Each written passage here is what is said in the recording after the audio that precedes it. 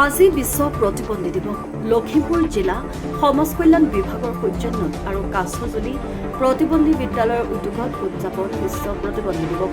আজি বিশ্ব প্ৰতিবন্ধী দিৱস সমগ্ৰ বিশ্বৰ লগতে লখিমপুৰতো উদযাপন কৰা দেখা যায়।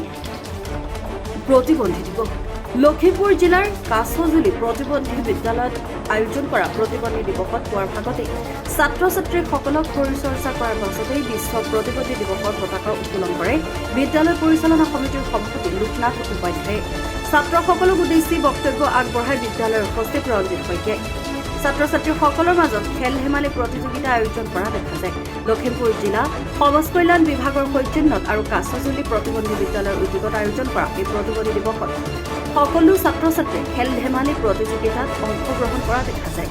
দীপক শইকীয়াৰ পৰিচালনাত চকী খেল আৰু উঠা বঢ়া খেল সম্পন্ন কৰা দেখা যায়। দিনজোৰা কাৰ্যসূচীৰ আয়োজন কৰা বিশ্ব প্ৰতিবন্ধী দিৱসত দৌৰ, ফুটবল, ভলীবল আৰু চিত্ৰাংকন প্ৰতিযোগিতা কাৰ্যসূচীত স্থান দিয়া হয় বুলিও উদ্যোক্তাসকলে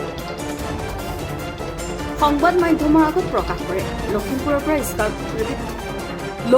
পৰা ইছৰাকুল ইছলামৰ ৰিপৰ্ট। সমাজ কল্যাণ বিভাগৰ অধীনত কাছজুলি প্ৰতিবন্ধী বিদ্যালয়ত বিশ্বৰ লগতে আজি আমিও বিশ্ব প্ৰতিবন্ধী দিৱস পালন কৰিছোঁ। এই কাৰ্যসূচী প্ৰথম কাৰ্যসূচী হিচাপে পতাকা উত্তোলন কাৰ্যসূচী হৈ গ'ল। ইয়াৰ পিছত বিভিন্ন খেলা ধূলা হ'ব, চিত্ৰাংকন প্ৰতিযোগিতা হ'ব আৰু অন্তিমত আমি পুৰস্কাৰ বিতৰণ কৰি আজি দিৱসটিৰ সমাপ্তি ঘটাম।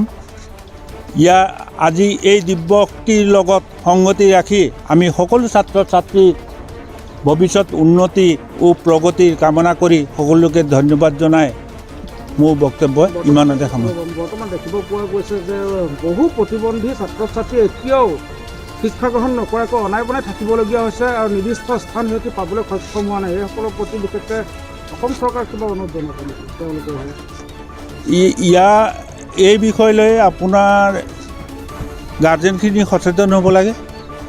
তেখেতসকল আহি আমাৰ লগত যোগাযোগ কৰিলে বা বিভাগীয় কৰ্তৃপক্ষত যোগাযোগ কৰিলে তেওঁলোকক আনি আমি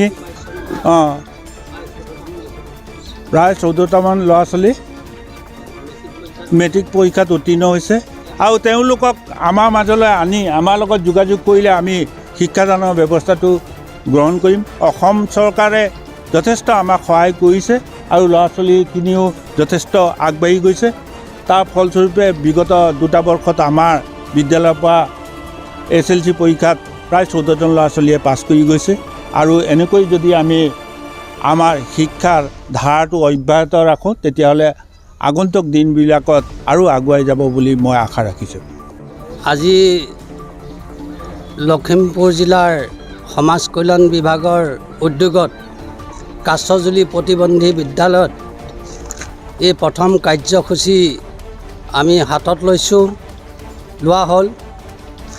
প্ৰতিবন্ধীসকলৰ বিশ্বৰ লগতে কাছজুলিত আজি 3 ডিচেম্বৰ 2024 আজি আমি বিশ্ব প্ৰতিবন্ধী দিৱসটি পালন কৰিছোঁ। এই পালনৰ পতাকা উত্তোলন কৰে এই বিদ্যালয়ৰ সভাপতি শ্ৰীযুত লোকনাথ উপাধ্যায়দেৱে। আমি ইয়াৰ পাছতেই এই ছাত্ৰ ছাত্ৰীসকলক খেলা ধূলা বিভিন্ন চিত্ৰাংকন প্ৰতিযোগিতা আমাৰ আৰম্ভ হ'ব। সেয়েহে আমি যিসকল ছাত্ৰ ছাত্ৰীয়ে চিত্ৰাংকন বা খেলা ধূলাত প্ৰথম, দ্বিতীয়, তৃতীয় স্থান পাব তেখেতসকলক আমি প্ৰাইজ মানি দিয়াৰ ব্যৱস্থা কৰিছোঁ।